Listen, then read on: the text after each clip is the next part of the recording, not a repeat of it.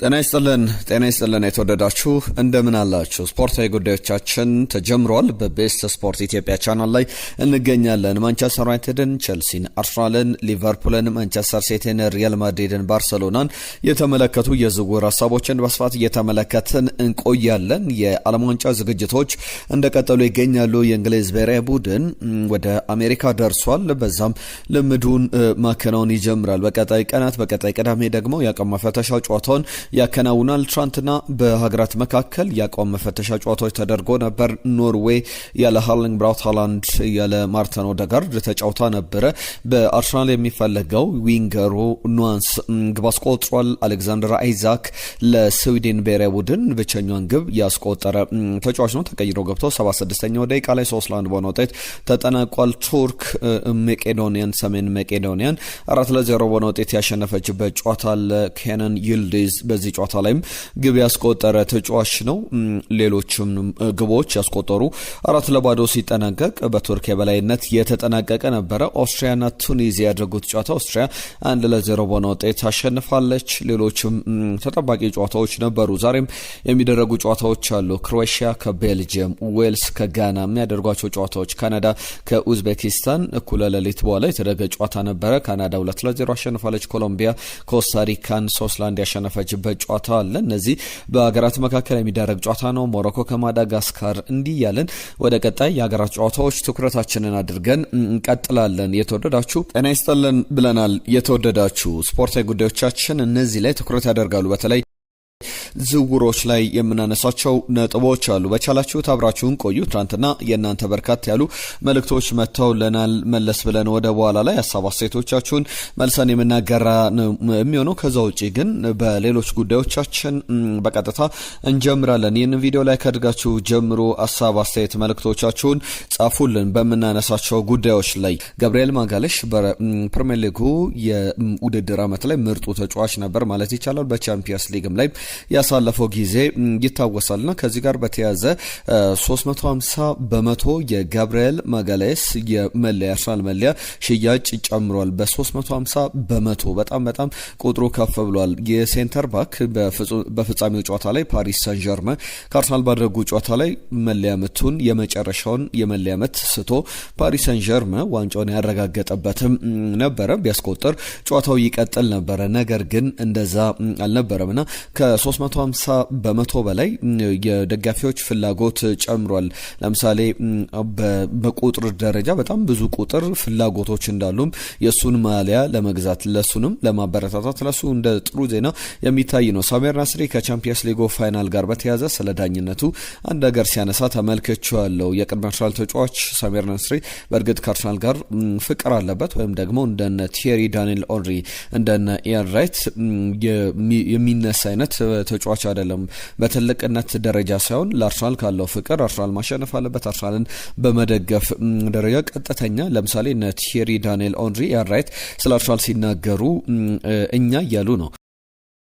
ነገር ግን ለምሳሌ የሳሜር ናስሪን ሀሳብ ስናነሳ በሁለተኛው አጋማሽ ላይ ዳኛው ሲስተማቲካሊ ከአርሰናል በተቃራኒ ፊሽካዎችን ይነፋ ነበረ፣ ለፓሪስ ሰን ዠርመን ሲስተማቲካሊ አድልቶ ነበረ የሚል ነገር አንስቷልና በጣም ሲቀጣቸው ነበረ ብሏል። የአርሰናልን ተጫዋቾች በፈርስት ሃፍ ላይ እንኳን ሰዓት በማባከል ለማስፈራራት ሲሞክር ነበር የሚል አስተያየቱን ሰጥቷል። ቅጣትም በካርዶችም ሲቀጣ ነበር የሚል ሀሳቡን አንስቷል። ሲቀጣቸው ነበር ሲል እኛ ከሚለው ሀሳብ ውጪ እነሱ እያለ ሲናገር እንደነበረ ማሳያ ነው። ለሁሉም የቻምፒየንስ ሊግ ፋይናል በዚህ ተጠናቆ አሁን የክለቦች ውድድር ላይ ትኩረት የሚደረግበት ጊዜ ላይ እንገኛለን።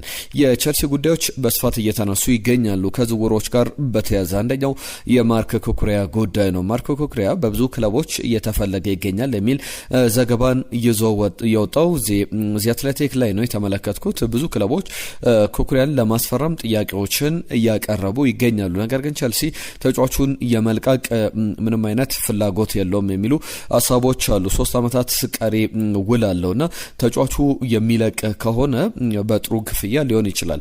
እንደሚታወቀው ቶድ ቦሆሊ እንዲሁም ደግሞ የክሊር ሌክ ካፒታል እንዳጠቃላይ ክለቡን ሲረከቡ ቸልሲ ካስፈረማቸው ተጫዋቾች መካከል አንዱ ነው። በወቅቱ አሰልጣኝ ፔፕ ጋርዲዮላም የተጫዋቹ ፈላጊ ነበር ከብራይተን ኤንድ ኦቭ አልቢዮን ተጫዋቹን ለማስፈረም። ነገር ግን ፔፕ ጋርዲዮላ 30 ሚሊዮን ፓውንድ የመጀመሪያ ጥያቄ አቀረበ። ከዛ በኋላ 40 ሚሊዮን ፓውንድ ጥያቄውን ከፍ አድርጎ አቀረበ። ከዛ በኋላ ግን መደራደርም አልፈለገም። ቸልሲ ግን በወቅቱ 62 ሚሊዮን ፓውንድ ነበረ የከፈለው። አጠራጣሪ ነበረ ለዚህ ተጫዋች 62 ሚሊዮን ፓውንድ ተብሎ። አሁን ግን ዝውውሩንም በተመለከተ ቸልሲ ተጫዋቾች የመካከል ከጥሩ ዝውውሮች መካከል የሚጠቀስ ነውና አሁን በተለያዩ ክለቦች ለምሳሌ እንደ ባርሳ አይነት የባርሳ ሰዎች እነ ዴኮ ከተጫዋቹ ወኪሎች ጋርም እየተነጋገሩ ያለበት ሂደት አለና ቸልሲ ግን ተጫዋቹ የሚሸጥ አይደለም። በያዝነው የውድድር ዘመን እንዲቀጥል ይፈልጋል። አንተቸብል ግን የሚባል አይደለም ወይም የማይነካ አይደለም። ጥሩ ክፍያ ካለ ቸልሲ ሊለቀው ይችላል። ነገር ግን በዚሁ በክለቡ ደረጃ ለምሳሌ ጂያሬል አቶ አለ የኔዘርላንድ ብሔራዊ ቡድን ተጫዋች ነው። በቸልሲ በኩል አንድ የውድድር ዘመን አሳልፏል ከአያክስ አምስተርዳም ከፈረመ በኋላና የ27 ዓመቱን ማርክ ኩኩሪያን የሚለቅ ከሆነ ጥሩ ተተኪ ያለን ብለው ያስባሉ ጂያሮላቶ። በዚህ ደረጃ ላይ ያሉ የድርድር ሀሳቦች አሉ። ቸልሲ ቤት ሌላ ጉዳይ ልጨምር፣ የአቻምፖንግ ጉዳይ ነው። ጆሽ አቻምፖንግን ለማስፈረም እነ ባየር ሙኒክ እነ ፓሪስ ሳን ጀርመን ጭምር የሚፈልጉት በፕሪሚየር ሊጉ ክለቦችም በጣም በብዙ የሚፈለግ ነው። ማንቸስተር ሲቲም ጭምር በኤንዞ ማሬስካ ስር ይፈልገዋልና በዚህ ሂደት ደግሞ ቸልሲ ጭራሽ የሚታሰብ አይደለም። ተጫዋቹ ከ2009 ድረስ ውላለው እንደ ፋብሪዚዮ ሮማኖም ዘገባ ተጫዋቹ የሚሸጥ አይደለምና የሚታሰብ አይደለም እያሉ ሀሳቦችን እየሰነዘሩ ይገኛሉ። በቸልሲ ጉዳዮች ላይ መለስ ብዬ ሌሎች ተጨማሪ ጉዳዮችን አነሳለሁ። የማርከስ ራሽፈርድን ጉዳይ ላንሳ። ማርከስ ራሽፈርድ በአሜሪካ ወደ ዩኤስ ወደ ኢንተር ማያሚ የልምድ ማዕከል ሄዶ አየሩን ለመላመድ ከእንግሊዝ ብሔራዊ ቡድን ቀድሞ እዛ ነበር የተገኘው። በጥሩ መንገድ ልምዱን ሲያከናውን ነበረ በኢንተር ማያሚ የሊዮኔል ሜሲ ዴቪድ ቤካም ክለብ ውስጥ ማለት ነውና ባለፉት ቀናት የተጫዋቹ ቆይታ በባርሰሎና ነው በየት ነው የሚለው ሲነገር ነበረ። አሁን ግን በማርከስ ራሽፈርድ ዙሪያ ብዙ ክለቦች እያጠነጠኑ ይገኛሉ። ምናልባት ባርሰሎና ከ13 ሚሊዮን ፓውንድ በላይ መክፈል አልፈልግም እያለ ይገኛል የአንቶኒ ጎርደንን ዝውውር ማጠናቀቁን ተከትሎ። በዚህም ማንቸስተር ዩናይትድ ደግሞ ተጫዋቹን የሚመልሰው ከሆነ በእርግጥ በተጫዋቹ በኩል እየተሰሙ ያሉ ጉዳዮች አሉ ከማንቸስተር ዩናይትድ ጋር በተያያዘ። ማርከስ ራሽፈርድም እንዲሁም አንድሬ ኦናናም ወደ ማንቸስተር ዩናይትድ የቅድመ ውድድር ዘመን ዝግጅት ቡድን ውስጥ ለመቀላቀል ምንም አይነት ችግር የለባቸውም። ከቡድኑ ጋር መቆየት መስራት ይፈልጋሉ። ወደ ሌሎች ክለቦች ባይዱ እንኳን መጠነኛ የሚባል ችግር እንኳን የለባቸውም የሚሉ ዘገባዎችን እነ ሜል ኦንላይን ላይ ጭምር ተመልክተናልና አርሰናል በሚያስገርም ሁኔታ ከማንቸስተር ዩናይትድ ማርከስ ራሽፈርድን በውሰት ውልም በተለያዩ አማራጮች ተጫዋቹን ማስፈረም የሚችልበት እድል ካለ ሙከራ እያደረገ ይገኛል። አርሰናል ብቻ አይደለም፣ በፕሪሚየር ሊግ ክለቦች መካከል ቶትናም እና አስቶን ቪላ፣ ሪያል ማድሪድ የሚፈልገው አይመስልም። ነገር ግን ከትልቅ ክለቦች መካከል ደግሞ ሌላኛው ባየር ሙኒክም የተጫዋቹ ፈላጊ ነው። ባየር ሙኒክ ከእንግሊዝ ክለቦች የተለያዩ ተጫዋቾችን በቅርብ ጊዜያት ላይ ያስፈረመ ተመልክተናልና እንደ ዴሊ ሜል ዘገባ ከሆነ አርሰናል በጣም በሚኬል አርቴታ በኩል የስኳድ ተጫዋች አድርጎ ተጫዋቹን ይመለከቷልና ጥሩ ዝውውር ሊሆን ይችላል የሚሉ ሀሳቦች አሉ። አርሰናል ቤት ሌላኛው የማርከስ ራሽፈርድን ፍላጎት ብቻ አይደለም የምናነሳው የዴክላን ራይስም ጉዳይ ይነሳል። ወደ ሪያል ማድሪድ የሚሉ ዘገባዎችን በስፋት እየተመለከትን እንገኛለን። በእርግጥ እንደ ተጫዋቹና እንደ ጆዜ እንደ አዲሱ አሰልጣኝና እንደ ዴክላን ራይስ ስንመለከት በጣም የሚወዱት አይነት ተጫዋች ነው። ፊዚካል ፕሬዘንሱ፣ የቡድን መሪነቱ፣ ሊደርሺፑ፣ ከዛ በተጨማሪ ቴክኒካል ኳሊቲው፣ አይደክሜነቱ፣ በየጨዋታው የሚያሳያቸው ብቃቶች ከብቃቱ ወርዶ የተመለከትንበትን ጨዋታ እንመለከትም። በጣም አስገራሚ ኳሊቲ ያለው ተጫዋች ነውና ዴክላን ራይስ በሪያል ማድሪድ መፈለጉ ለአርሰናል ስጋት ነው። ለአርሰናል ደጋፊዎች ግን አንድ ጥያቄ ላቅርብ። ዴክላን ራይስን ስንት ተገምቱታላችሁ? ወደ ሪያል ማድሪድ ይሄድ ይዘዋወር ቢባል በስንት ቢዘዋወር ብላችሁ ታስባላችሁ? የማርቲን ኦዴጋርድ ጋር በተያዘ በአምበልነት ደረጃ እሱ መተካት አለበት የሚሉ ሀሳቦች እየተሰነዘሩ እየተመለከተን እንገኛለን። ከአርሰናል ጋር በተያዘ ግን ባየርንና ፓሪስ ሰን ዠርመን የአርሰናሉን ተጫዋች ጋብሪኤል ማርቲኔሊ አቬላቢሊቲ እየተመለከቱ ይገኛሉ። ወደ ዝውውሩ ከመግባታቸው በፊት ተጫዋቹ በምን ያክል ገንዘብ ሊገኝ ይችላል የሚለውም በደንብ ባክግራውንድ ቼክ እያደረጉ ተጫዋቹ ለማስፈረም ፍላጎት እንዳላቸውም እያሳዩ ይገኛሉ። በአርሰናል ሃይራርኪ በሚኬል አርቴታ በኩል ተጫዋቹ ቢቆይ ደስተኛ ናቸው። ነገር ግን ጥሩ ገንዘብ የሚያመጣ ከሆነ ተጫዋቹን በተለይ ከሱ የተሻለ ለቅ ያለ ተጫዋች ለማስፈረም ፍላጎት እንዳላቸው የሚያሳዩ ዘገቦች በስፋት እየወጡ በብዙ መንገድ እየተነገሩ ይገኛሉ።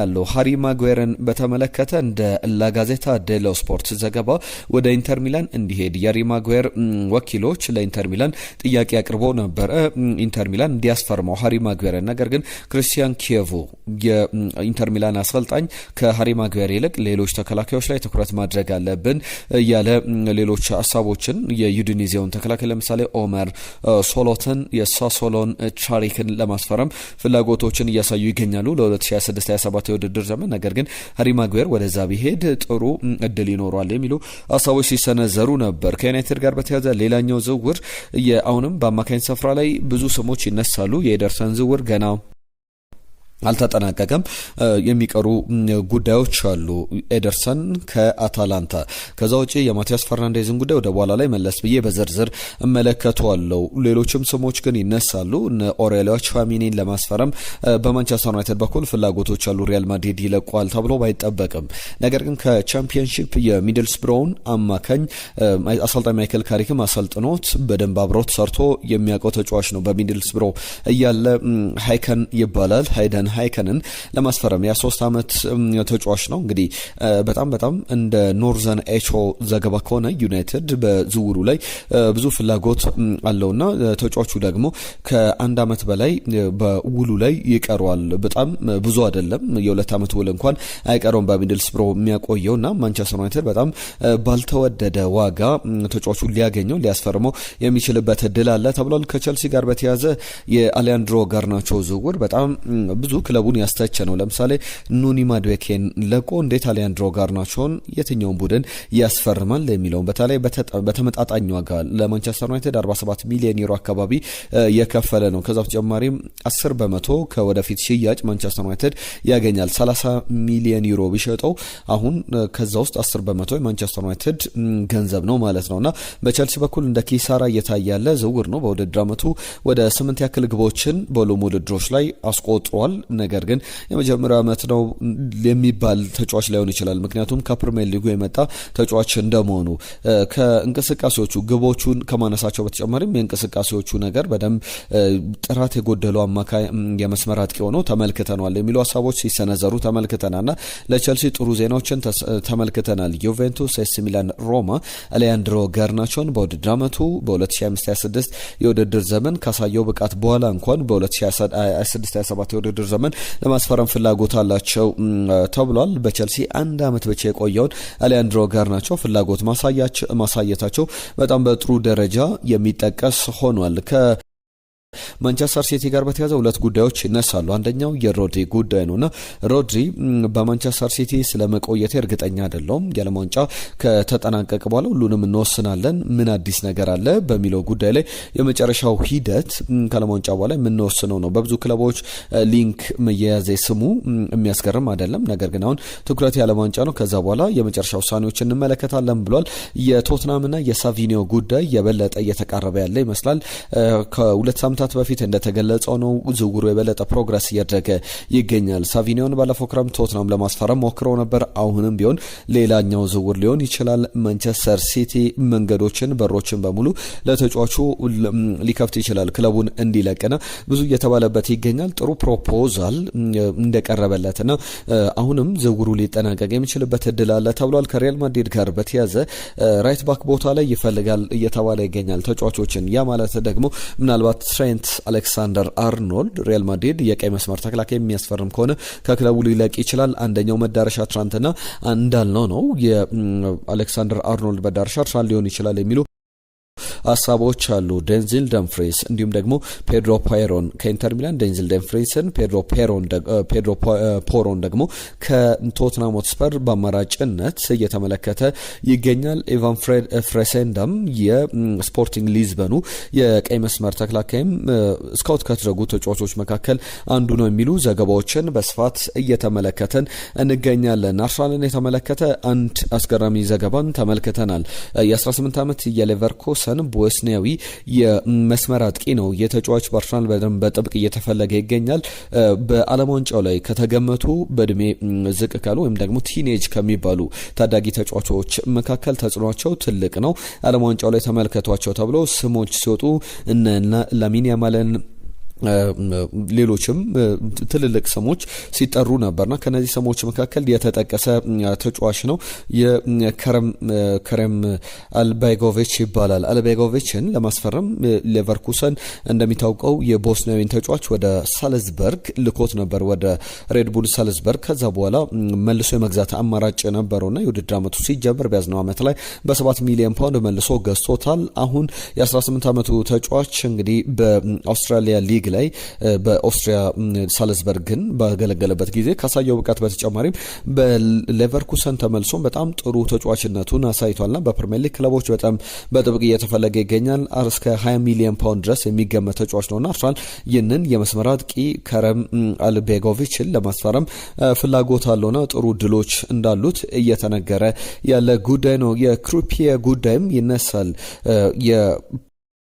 የቦርመዞ ተጫዋችን በተመለከተ ኤላይ ጁኒየር ክሩፒን ለማስፈረም ፍላጎቶች ያሉ የተለያዩ ክለቦች አሉና አሁን ከአርሰናል ጋር በተያያዘ አርሰናል ብቸኛ ተወዳዳሪ አይደለም። ስኬፕ ማድረግ አልቻለም፣ ከፉክክር ማምለጥ አልቻለም። ፓሪስ ሳን ዠርመን፣ ባየር ሙኒክ አሁን በቅርብ ቀናት ላይ እንዲሁም ከትናንትና ጀምሮም ሲነሱ እንደነበሩት ዘገባዎች ለተጫዋቹ ጥያቄ ካቀረቡ ክለቦች መካከል አንዱ ነውና አርሰናል ይህንን ተጫዋች ለማስፈረም ቦርመዝ በእርግጥ ጭራሽ የሚሸጥ ተጫዋች አይደለም በሚል እያካፈለ ይገኛል ሀሳቡ። ነገር ግን የተጫዋቹ ጉዳይ በምን ደረጃ ላይ ይገኛል የሚለውን ስንመለከት ሶስቱም ክለቦች ፍላጎቶች አሏቸው።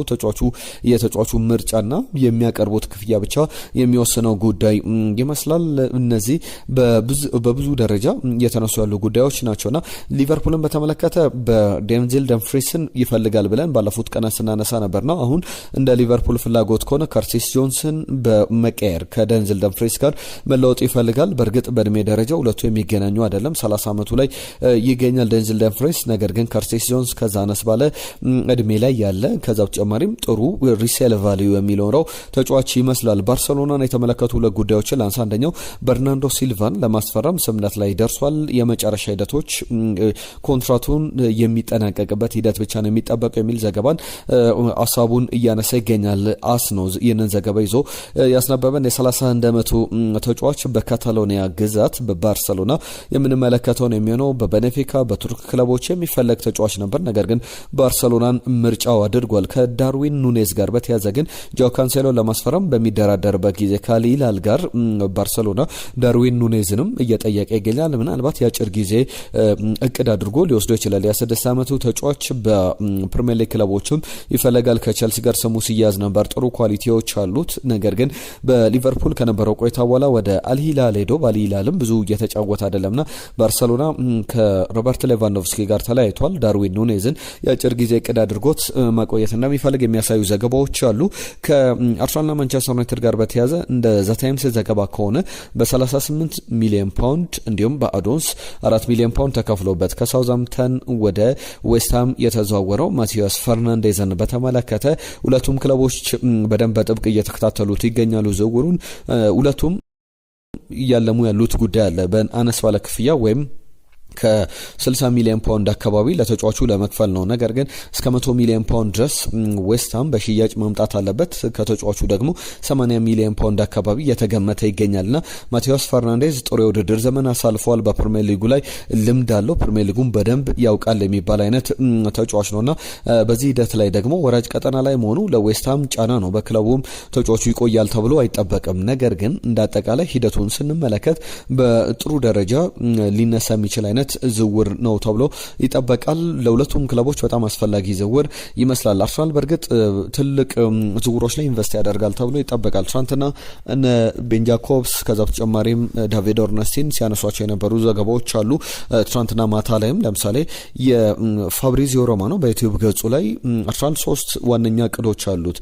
አንደኛው የመስመር አጥቂ ራይት ባክ ተከላካይ ቦታ ላይ እንዲሁም ደግሞ አንድ አማካይ ማስፈረም ይፈልጋል የሚሉ ዘገባዎች በስፋት እየወጡ እየወጡ ይገኛሉ። በዚህ ሂደት ላይ ደግሞ የሞርጋን ሮጀርስ ስም በመጀመሪያ ዝውውሩ ሊጠናቀቅ የሚችል አይነት ዝውውር ነው የሚሉ ሀሳቦች አሉ። ከማንቸስተር ሲቲ ጋር በተያያዘ የጆስኮ ግቫርዲዮል ጉዳይ ወደ ባርሰሎና ይሄዳል ሲባል ነበረ።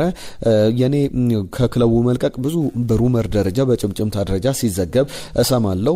በማንቸስተር ሲቲ ግን ደስተኛ ነኝ፣ ሁሉም ነገር የምፈልገው እዚህ ያለ ይገኛልና ከመጎዳቴ በፊት ብዙ ጨዋታዎችን ከሞላ ጎደል ሁሉንም ደቂቃዎችን ተጫውቻለሁ። ከዓለም ዋንጫ በኋላ ደግሞ ምን እንደሚፈጠር እንመለከታለን የሚል ሀሳቡን ሰጥቷል። ከጆዜ ሞሪኒዮ ጋር በተያያዘ በሪያል ማድሪድ ቤት የመፈረማቸው ነገር የሚያጠራጥር አይደለም። ነገር ግን አሁን ለሪያል ማድሪድ በተለይ በቤኔፊካ ውላቸው መሰረት በውድድር ዓመቱ ከተጠናቀቀ ከ10 ቀናት በፊት የትኛውም ክለብ ከመጣ በ6 ሚሊዮን ዩሮ ክለቡ እንዲለቁ ከዛ በኋላ የሚመጣ ክለብ ካለ ግን 15 ሚሊዮን ዩሮ ድረስ መክፈል እንዳለበት እናም በዚህ መሰረት የ63 ዓመቱን ፖርቹጋላዊ አሰልጣኝ ሪያል ማድሪድ የመቅጠሩ ነገር የሚያጠራጥር አይደለም። ነገር ግን ይህንን ያክል ክፍያ መክፈል አለበት። እዛ ድረስ በተለይ ጆዜ ቤኔፊካን ማሳመን የሚችሉበት እድል ሊኖር ይችላል። ከዛ አነስ ባለ ክፍያ የእሳቸው የመጨረሻ ሂደት ይጠናቀቃል ተብሎ ይጠበቃል። ነገር ግን በዚህ ሂደት ላይ ሪያል ማድሪድ ወደ ቀጣይ የዝውውር ሀሳቦቹ ከጆዜ ጋር በጀርባ እየሰራ ያለው ስራ እንዳለ የሚያሳዩ ዘገባዎችን ተመልክተናል። ትናንትና የእናንተ በርከት ያሉ መልእክቶች መተውልናል። በተለይ ደግሞ ባነሳናቸው የዝውውር ሀሳቦች ላይ እንዳጠቃላይም በዝግጅቶቻችን ላይ የላካችሁልን መልእክቶች አሉ። ስለ ላካችሁልን ሀሳቦች በሙሉ ከልብ እናመሰግናለን። አቤል አማጆ ስለ ቤስቶች እንዴት ናችሁ? የአልቫሬዝ ጉዳይ ከምን ደረሰ ብሎናል። የዩሊያን አልቫሬዝ ጉዳይ ተጫዋቹ መልቀቅ ፈልጋለሁ ብሎ አሳውቋል።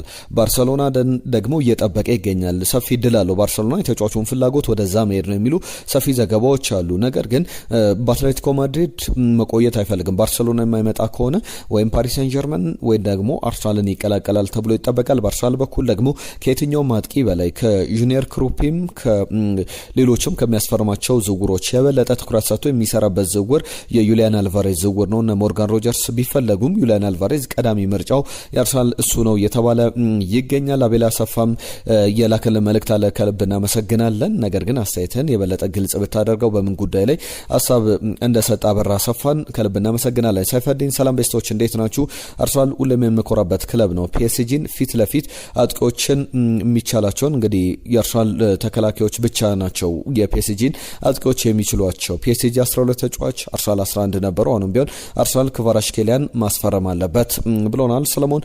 አርሰናላውያን እድልና ዳኛ የሁለቱ ጥምር ውጤት ለዋንጫ መታጣት ለአርሰናላውያን ምክንያት ነውና እንደዛ ይሰማኛል ብሏል። ጌታውን ገሰሰ ዳኝነት ጉቦ በማይበላበት በሮቦርቶች መምራት አለበት የሚል ሀሳቡን አካፍሎናል። እድሜ ልኩን በዳኛ እንደተበደለ ቀጥሏል አርሰናል የሚል ሀሳቡን አንስቶልናል። ከቻምፒየንስ ሊግ ፍጻሜ ጋር በተያያዘ ነው። ሙሳ አሌክዛንድራ በርቱልን ምርጥ አቀራረብ ነው ብሏል። ከልብ እናመሰግናለን። ሙልጌታ ሚካኤል ወቅቱ የዝውውር ስለሆነ በቀን 2 ዝውውሮችን ለማቅረብ ሞክሩ ብሎናል። እንሞክራለን።